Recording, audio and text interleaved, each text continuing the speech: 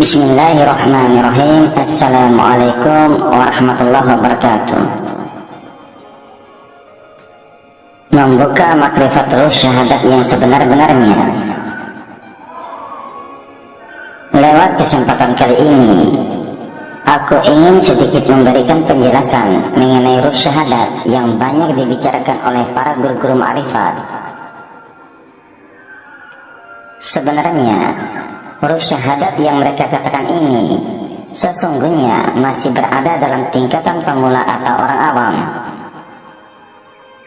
Masih ada lagi yang lebih tinggi dari ini, dan syahadat ini kita namakan syahadat masih dalam makam ilmu syariat atau thariqat.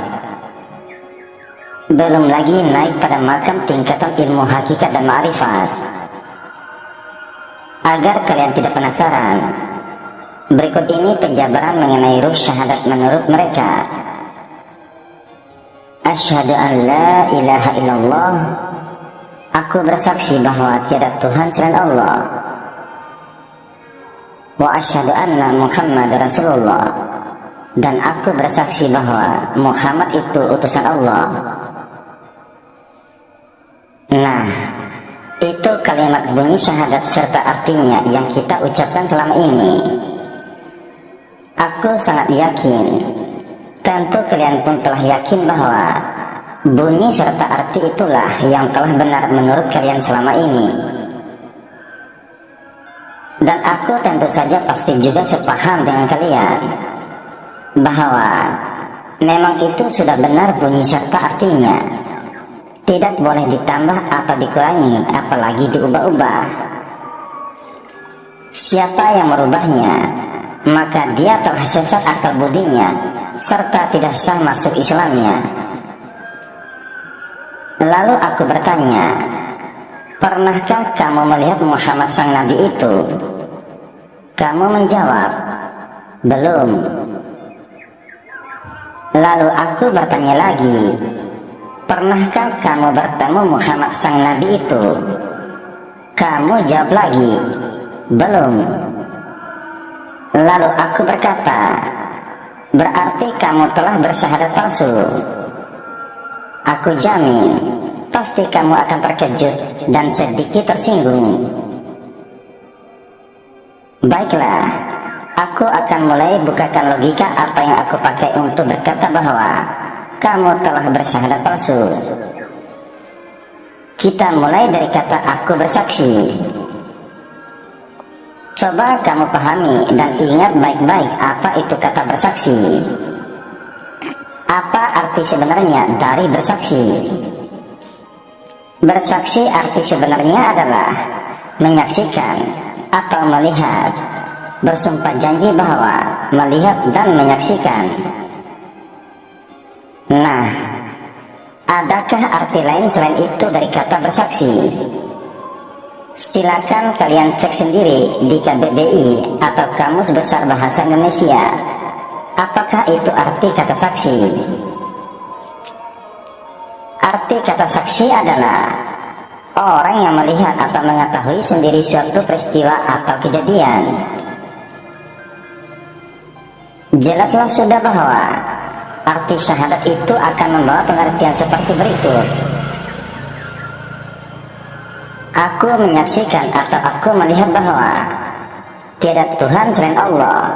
Dan aku menyaksikan atau melihat jelas bahwa Nabi Muhammad itu utusan Allah. Dan ironisnya, saat aku bertanya, apakah kamu sudah pernah melihat Rasulullah? Kamu jawab belum. Nah, makanya aku langsung berkata bahwa kamu telah bersyahadat palsu. Sebab bagaimana mungkin kamu yang belum pernah melihatnya, tetapi kamu berkata aku melihatnya? Apa itu tidak palsu namanya? Contoh kiasannya seperti ini agar kalian mudah paham. Jika seandainya kamu menjadi saksi di pengadilan atas terdakwa orang lain, lalu Pak Hakim bertanya kepadamu, wahai saudara, benarkah Anda saksi dari terdakwa? Anda menjawab, iya. Lalu Pak Hakim bertanya lagi, Anda kenal dengan terdakwa? Anda jawab, iya. Yang terakhir, si hakim bertanya lagi, pernahkah Anda bertemu terdakwa? Anda jawab, belum pernah. Nah, sampai pada pertanyaan ini, maka pasti hakim akan menjawab, bagaimana bisa Anda menjadi saksi bagi si terdakwa, sementara Anda belum pernah bertemu terdakwa?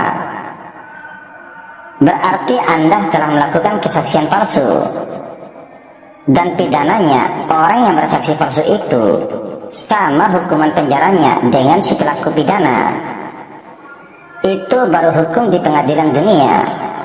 Bagaimana jika Anda bersaksi palsu tentang kenabian Muhammad SAW? Saya mungkin tidak sanggup membayangkannya. Mungkin setelah kalian mendengarkan pembuka syahadat dari aku ini, kalian akan menentangnya terlebih dahulu dengan berkata, menurut saya yang paling benar orang bersyahadat itu, asal sudah benar bunyi serta tajwid bacaannya, serta jelas dan tahu artinya, maka itu sudah benar syahadatnya. Baiklah, akan aku bukakan lagi kejadiannya.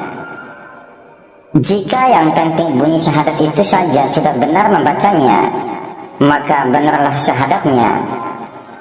Coba dengarkan ini. Bukankah saat kamu membaca syahadat, kamu berkata bahwa aku bersaksi Muhammad itu utusan Allah? Nah, sekarang timbul pertanyaan sederhanaku begini. Muhammad mana yang kamu saksikan yang menjadi utusan Allah itu?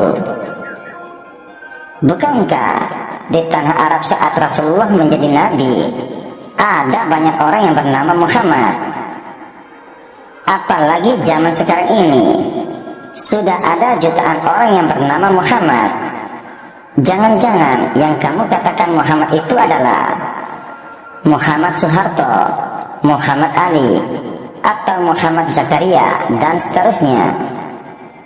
Lalu kamu menjawab lagi, yang saya sebut dalam syahadat itu adalah Muhammad yang nabinya orang Islam.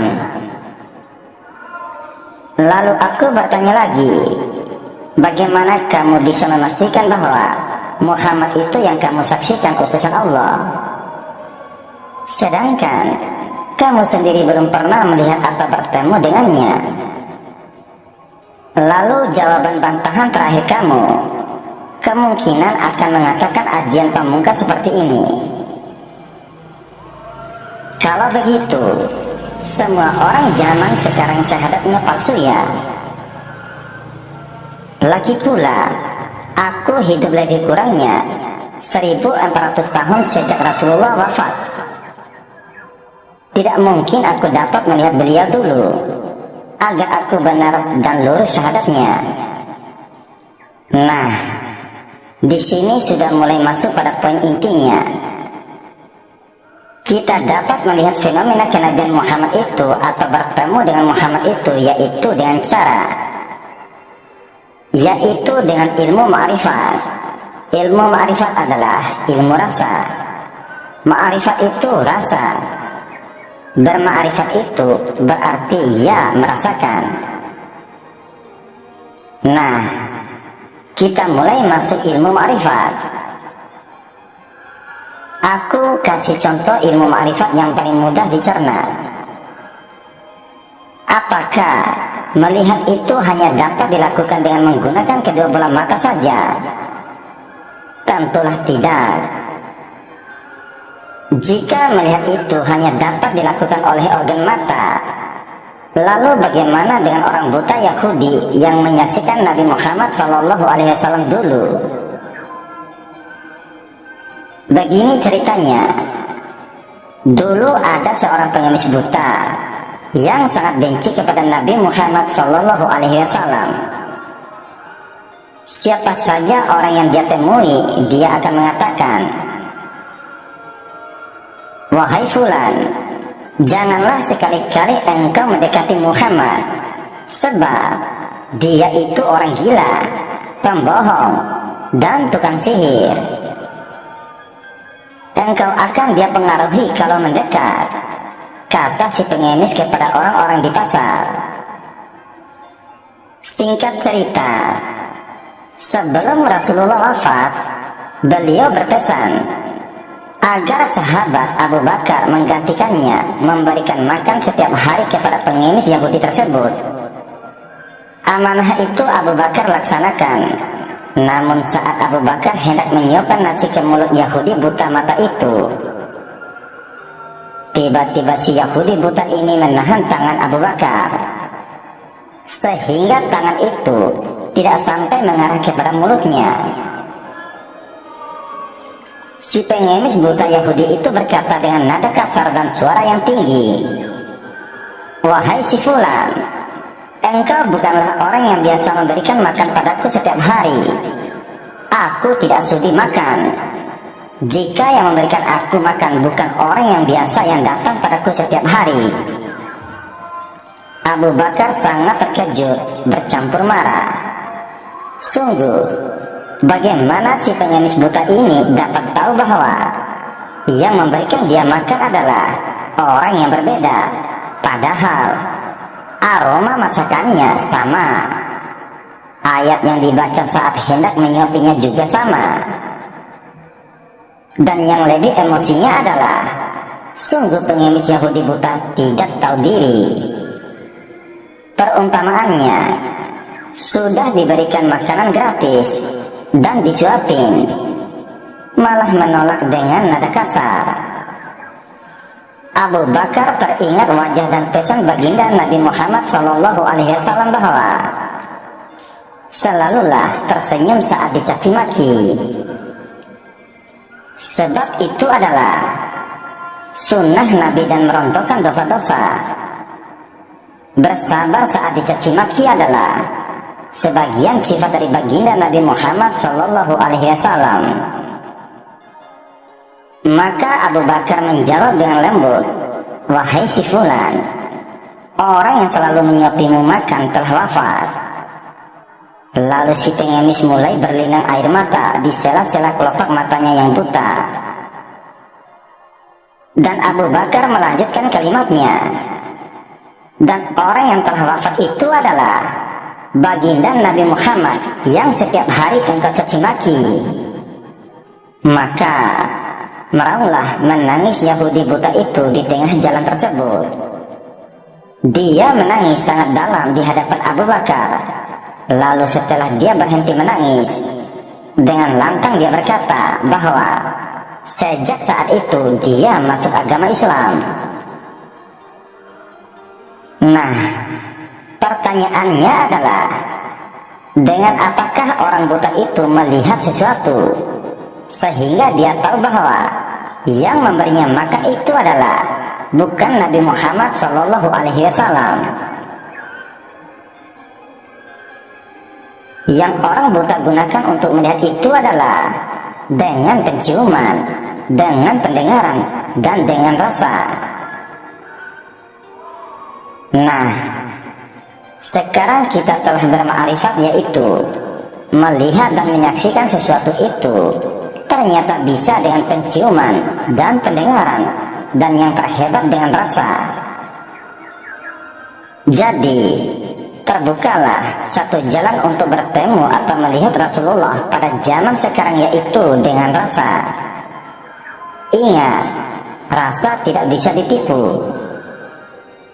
Seumpama jika kamu sudah pernah merasakan air kopi, maka sehebat apapun aku menipu kamu, tentu kamu akan tetap mengetahuinya. Misalnya, aku berikan air yang bentuknya sama dengan kopi hitam, dan aku bawa kamu pada kedai besar yang bertuliskan kedai kopi terbaik. Namun jika yang diberikan oleh kedai besar itu bukan kopi, walaupun bentuknya sama persis dengan kopi, setelah kamu rasa, maka pasti kamu akan tahu dengan penuh keyakinan bahwa itu bukanlah kopi. Nah, rasa itu tidak bisa ditipu oleh apapun termasuk setan. Karena ilmu dan akal adalah sebagian dari istana setan.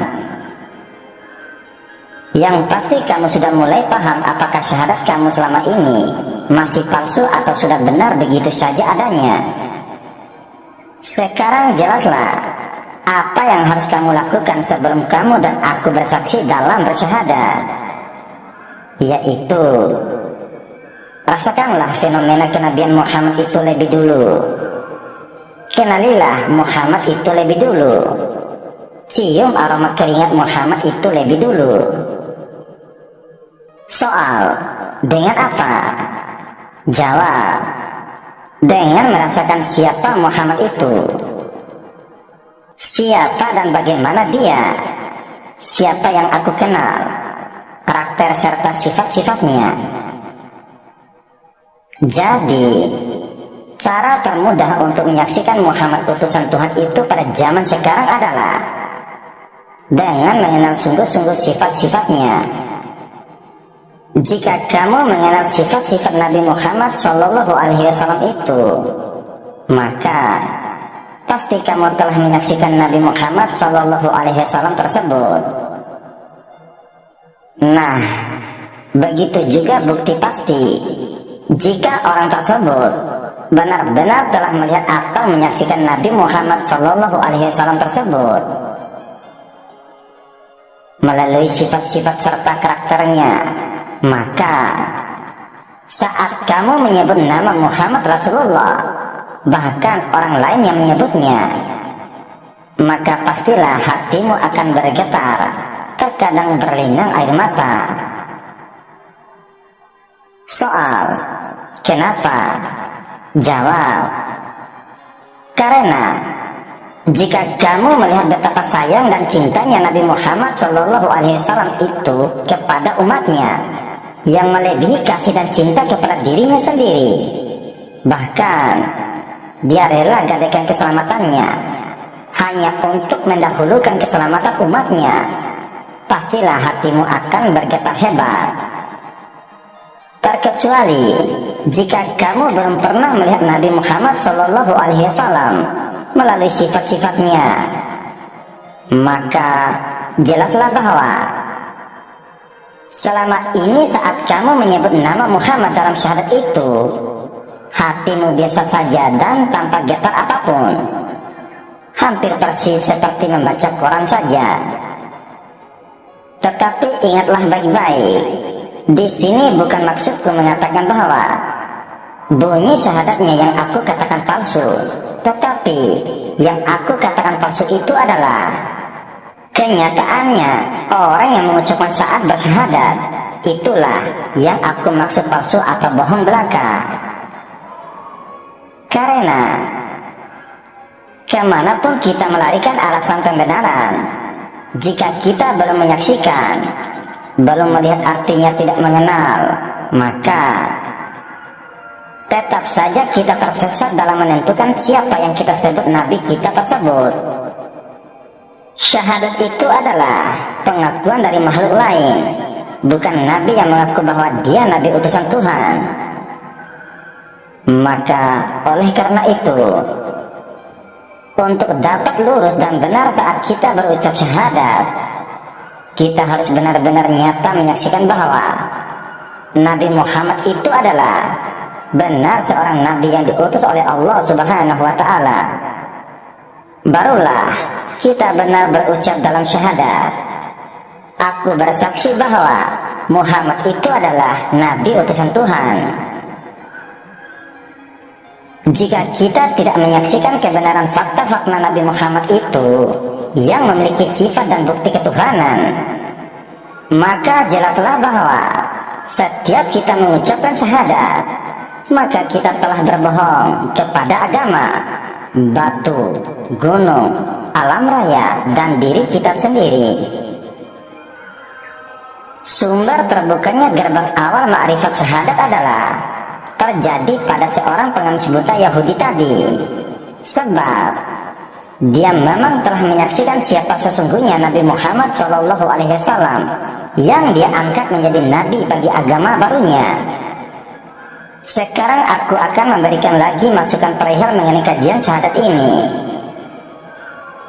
Jika kalian benar-benar ingin dikatakan bahwa kalian telah melakukan kesaksian yang benar, atau jika kalian ingin dikatakan orang yang sudah bertemu dan mengenal dengan Nabi Muhammad SAW, atau jika kalian ingin merasakan getaran fenomena dari sifat-sifat Nabi Muhammad SAW, ketahuilah olehmu, tidak cukup dengan sepakat hanya mengetahui sifat-sifatnya saja, atau menghayati sifat-sifatnya saja, atau merasa-rasakan sifatnya semata-mata, tanpa kalian menghadirkan langsung sifat beliau ke dalam diri kalian sendiri, yaitu diri kalian harus bisa berbuat, beramal, bertingkah laku, bertutur kata sopan santun seperti beliau.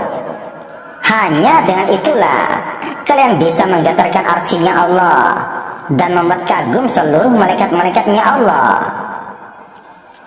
Itulah baru dikatakan kalian telah bertemu dan melihat Nabi Muhammad SAW dalam sudut pandang ilmu hakikat. Soal, kapankah kebenaran tentang syahadat dan kesaksian kita tentang Nabi Muhammad SAW? Jawab, setelah kalian sudah bisa membuktikannya dengan sebenar-benarnya di dalam kehidupanmu, yaitu kalian telah mencerminkan sifat-sifat beliau di dalam dirimu, itulah barulah sejalan ucapan dan perbuatanmu.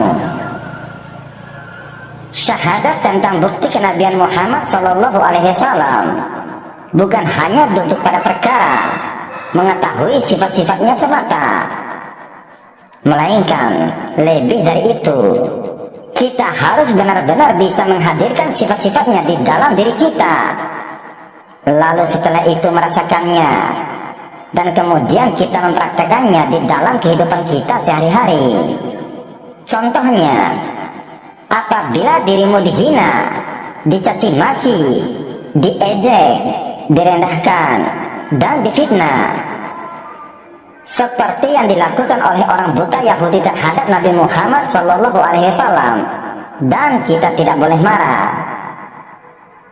Selanjutnya, kita harus bersikap sopan santun, lembut tutur katanya, tidak pernah berbohong, hatinya ikhlas dalam beribadah kepada Tuhannya, ridho dengan apapun yang sudah Allah tetapkan atasmu,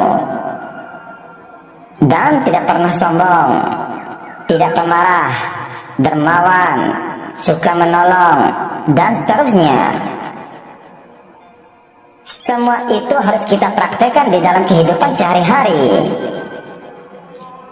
bukan hanya sekedar menghayati sifat-sifatnya saja dengan cara merasa-rasakan sifatnya semata tanpa mempraktekannya pada kehidupanmu sehari-hari. Apabila tidak dipraktekkan dan tidak menghadirkan langsung sifat-sifat Nabi Muhammad SAW, berarti syahadat kita masih belum sempurna namanya. Kesimpulannya, pada kajian syahadat ini kita temukan bahwa kita baru membahas syahadat pada makam tingkatan ilmu syariat. Ini pun baru perihal mengenai kesaksian kita terhadap kebenaran Nabi Muhammad SAW, atau lebih tepatnya baru sampai pada tahap syahadat Rasul namanya. Belum lagi kita membahas syahadat tauhid la ilaha illallah, atau lebih tepatnya asyhadu an la ilaha illallah. Yang menjadi pertanyaannya adalah, kapan engkau pernah melihat Allah? Dan kapan engkau telah menyaksikan Allah? Jam berapa? Hari apa? Tanggal berapa? Bulan apa? Dan tahun berapa kamu telah melihat Allah? Rasanya tidak akan sempurna kita mengaji syahadat apabila sepakat berhenti pada syahadat Rasul saja. Namun biar bagaimanapun juga, kajian ini cocok bagi orang awam yang baru belajar ilmu tentang syahadat, agar sedikit tidaknya dia dapat memahami pengertian tentang syahadat dan tahu sedikit cara mengucapkan syahadat. Sekali lagi aku katakan, yang dinamakan ruhnya syahadat itu adalah isi daripada syahadat itu sendiri. Seperti contohnya, di mana jatuh ujungnya syahadat itu sendiri, dan kamu dudukan kemana syahadat itu, kepada siapa kamu bersyahadat, siapa yang bersaksi, dan siapa saksinya, dan siapa yang menyaksikan dua kalimat syahadatmu, untuk apa kamu bersyahadat, dan apa tujuan kamu bersyahadat, dan seterusnya. Dan manakah yang dikatakan sebenar-benarnya syahadat? Sekarang aku akan memberikan sedikit gambarannya. Contohnya,